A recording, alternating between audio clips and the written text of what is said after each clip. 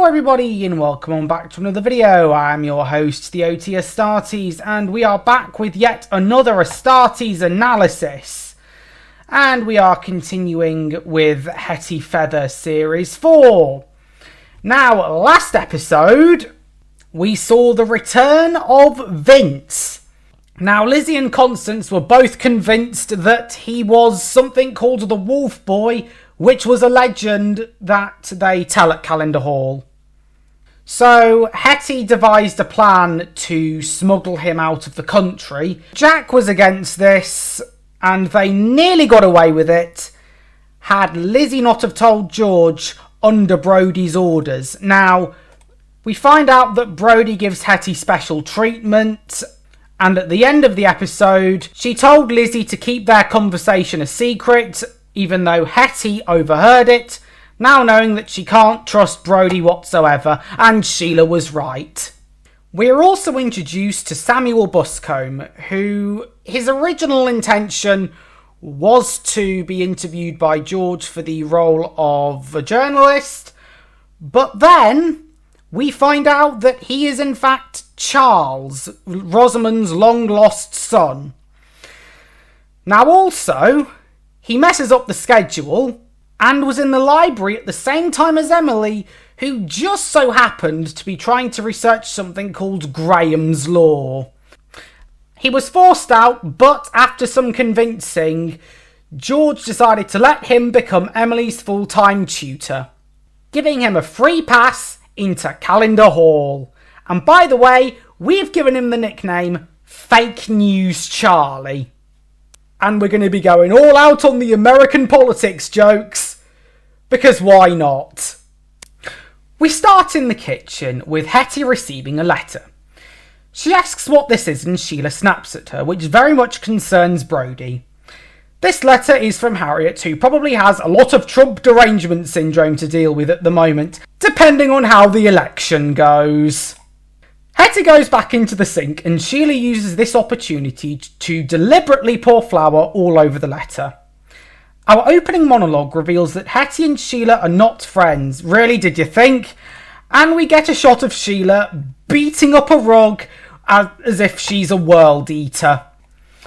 At breakfast, Biden Whittaker announces that a joint of beef has gone missing despite being made on Friday, as reminded by Sheila.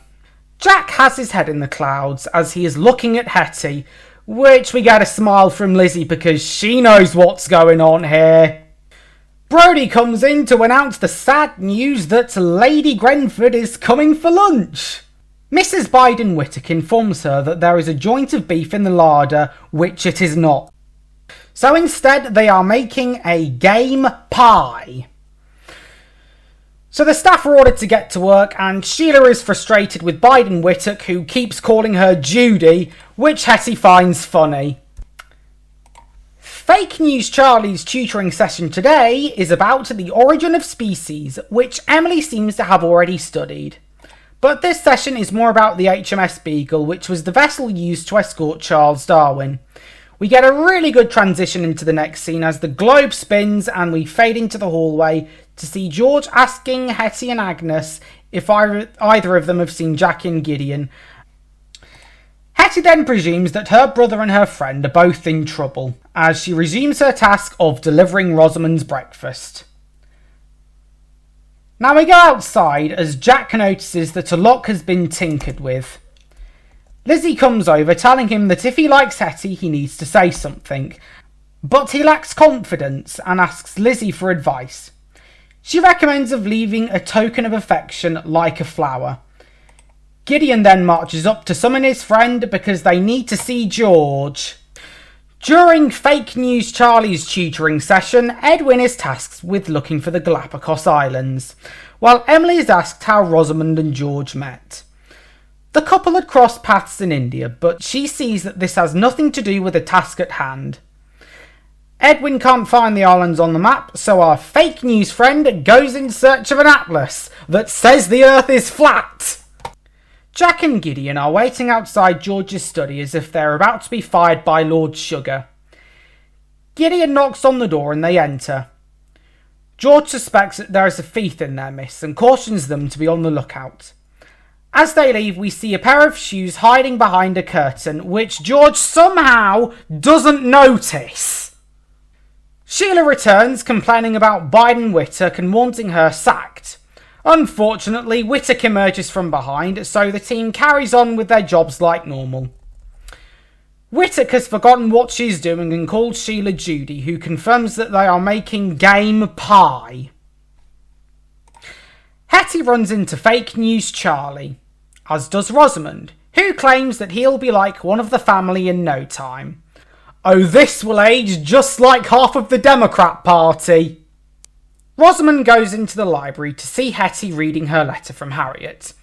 Her friend across the Atlantic is engaged to Matthias, we presume, and Hetty doesn't see the point of love. But to prove her point wrong, Rosamond gives her a Jane Austen book. To be honest, I don't like Jane Austen, I prefer J.K. Rowling. And there's another author out there called Jacqueline Wilson. Can't name any books she's written. Imagine if some of them were turned into a TV show. Would be really awesome, wouldn't it? And one of them could get the Jake Skywalker treatment. Meanwhile, fake news Charlie is sneaking around going into Rosamond's room. But he's spotted by Constance asking if he is lost, and she offers to draw him a map of the entire house. Back downstairs, the game pie goes in the oven. Biden Whittaker's lost the flour, while Sheila has lost her bowl. They then argue, resulting in Biden Whittaker thinking that Sheila is her daughter as she walks out, much to her confusion. Lizzie then walks in with some herbs that she has been tasked with bringing by Mrs. Whittaker. Now the lunch seems to be in danger, and Sheila feels the need to cook something else to cover for her. Our demented cook returns and is reassured that everything is under control. That's what Kamala said. Hetty is cleaning whilst reading, multitasking very nicely. Jack comes up to the window to talk to her, but his words are muttered when he informs her of the mysterious thief. Afterwards, he gets out a flower and asks her out for a walk, which is thought to be for the purpose of catching the thief, but it is confirmed to be a romantic gesture. Before Hetty can answer, Emily comes in looking for fake news Charlie. She too is informed about the thief, which she automatically presumes is fake news Charlie, as she walks out thinking that he's turned traitor. Hetty goes back to the window to find only the flower lying there. What's that sound I hear? It's the clash of thunder and the gates of hell opening as Lady Grenford arrives. Rosamond asks if Whittaker's been briefed or not, and if any other incidents have occurred. Everything seems to be running smoothly as she says that Grenford has turned up, and Brody is to accompany her as she checks on Constance. Horrible Grenford and Robert have arrived, with him being told to straighten up as he asks about Emily. Hetty also says hi, whilst overhearing Brody reporting into Lady Grenford, following a quiet complaint about Robert. So, fake news Charlie, Edwin and Emily are playing explorers. Oh, look, a new shot from the new Pirates of the Caribbean film. Now all we need is Dylan Mulvaney as Davy Jones and Lizzo as the Kraken. And also we need a whale to defeat the Kraken, which is played by Tess Holliday. You can all tell I'm in a good mood today. So, Constance comes in delivering a map if fake news Charlie should get lost again. But he denies this and is backed up by Edwin. Rosamond then comes in telling her to apologise, which she refuses to do. Emily, however, has a few suspicions. Sheila then gossips about Lady Grenford's financial situation, which he somehow knows about. Lizzie comes over complaining that she can smell something, which is confirmed when they overhear Biden Whittaker wailing. They rush over to see that the game pie has been burnt, which concerns Brody more than the fact that an old woman with dementia is upset. Sheila offers an alternative lunch for a solution, as Whittaker is ordered to stand down and is now unable to help with the preparation as she walks out in tears. You reap what you sow, Sheila! The living room is one awkward silence now that lunch is delayed. Grenford suggests that Robert takes Emily out for a walk. Edwin warns that it's going to rain soon. The use of George's umbrella is suggested without his permission. Edwin disapproves of this action, so Emily turns down the offer. Agnes then comes up with some potato croquettes, and Rosamond expresses concern for the kitchen, while Lady Grenford calls the family a laughingstock while judging the croquettes. Jack is mardy as Gideon talks about him possibly becoming his brother-in-law. He goes to fetch a trowel, then he sees a flash sweep across the screen.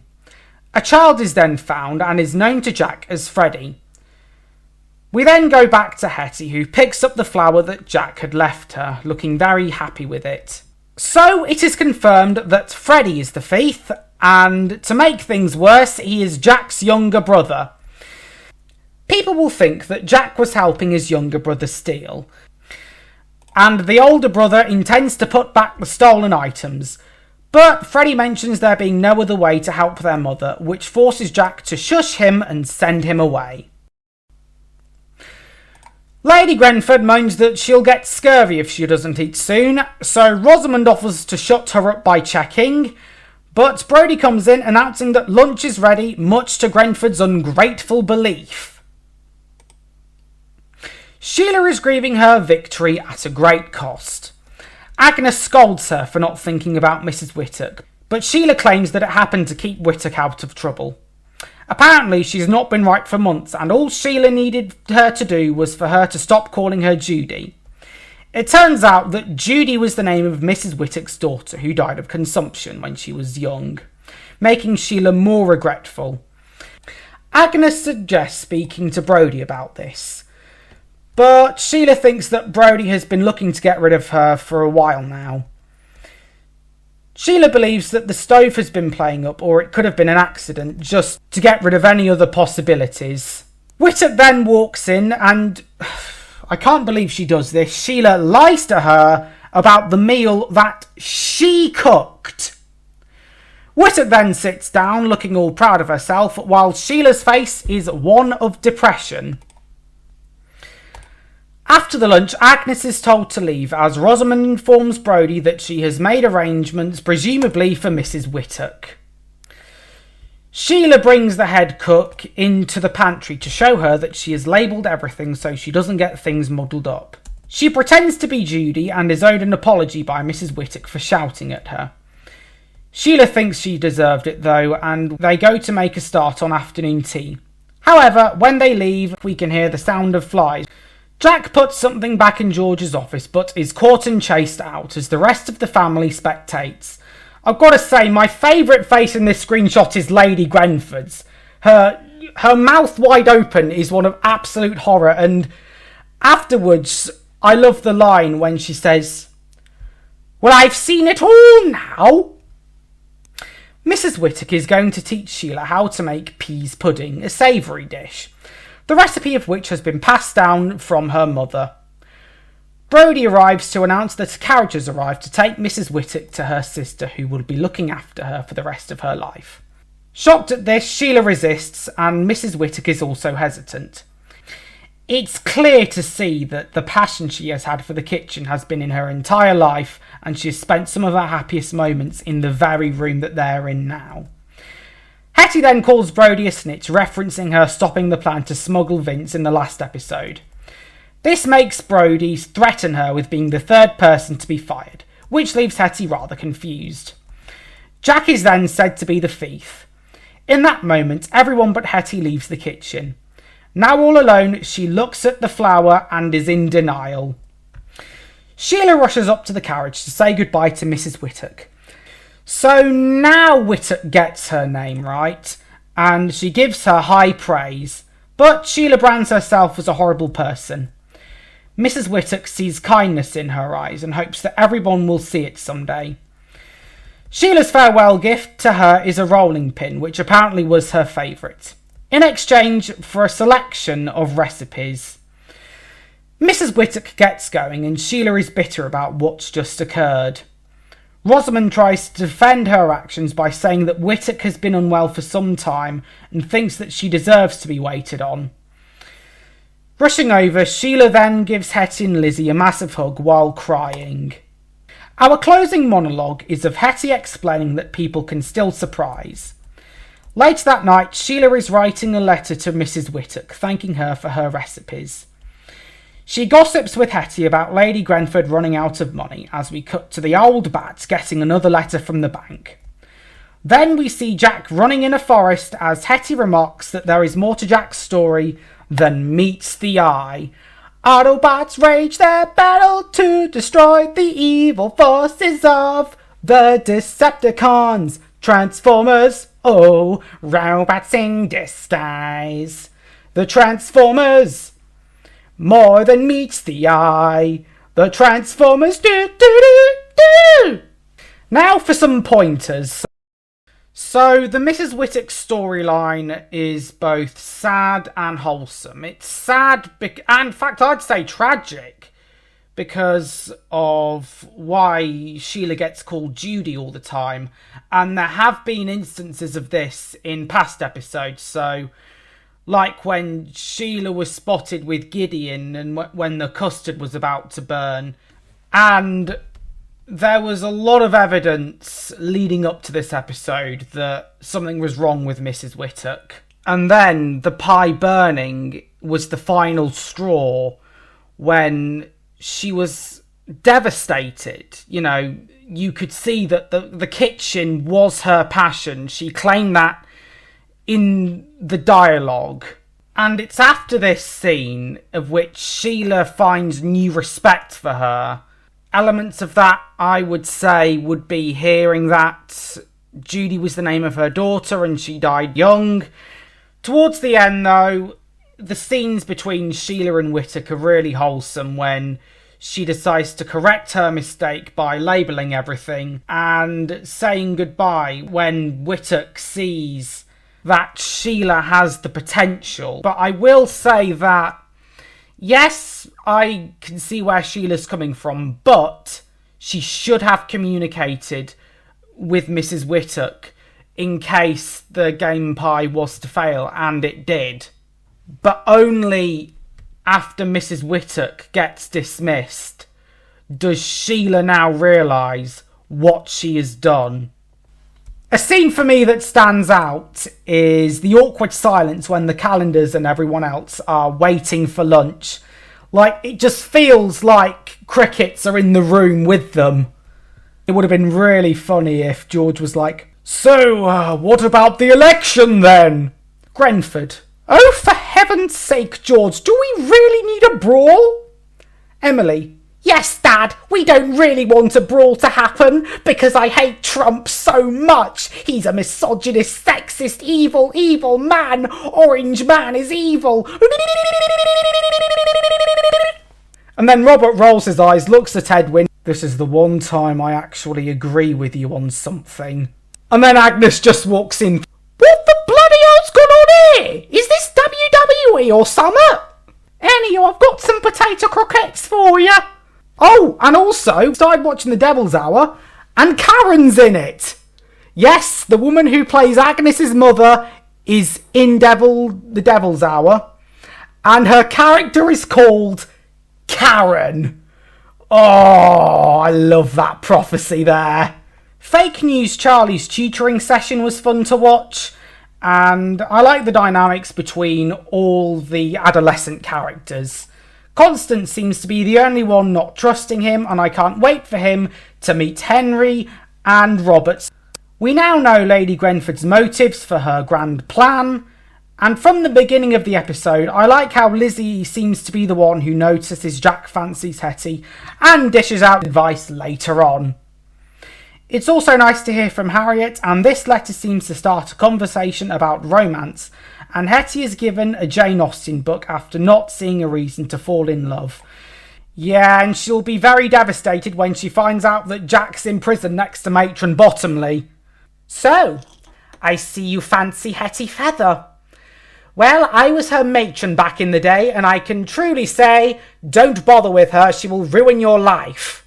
One frustrating thing I find about this episode is that Jack didn't tell George that his brother was the thief, instead of running away, causing a commotion, and kicking off next episode's plot. My fellow British Northerners, today is the day that we embrace Sheila Hornsby for new head cook of the Calendar Hall kitchen. And my friends, I truly believe that she can make the kitchen great again. Oh, sorry, went off on a tangent there. So, first of all, I do feel it for Mrs. Whittaker, because, you know, she's old, she's got dementia, and it's got to that point where she can't even remember the name of her own co-workers. So, it's a shame that it took Sheila manipulating a situation to get her sacked. And come off it now. You're turning this into an episode of EastEnders with Hetty and Jack falling in love. Come off it now. She needs to work. And I don't think that she'd be happy now that Jack's brother is a criminal. And now, in fact, he's on the run. And if he gets caught, she'll be devastated. Beyond even. I didn't love in my day. The only love I had was work. And if I saw that Lady Grenford in my kitchen, I'd give her a slap so hard she'd be calling the midwife. But hey up. It's nice to know that Harriet's getting on well in New York, but I do have to criticise Sheila heavily for manipulating a situation. She knows better than that, I can assure you. And this petty feud with Hetty, she should stop right now. They work together, and that's no rhyme nor reason to create rivalry again. And I believe that ends this edition of Method in the Making. So I would like to thank you all very much for watching this episode, and I will see you all later. Arigato, sayonara.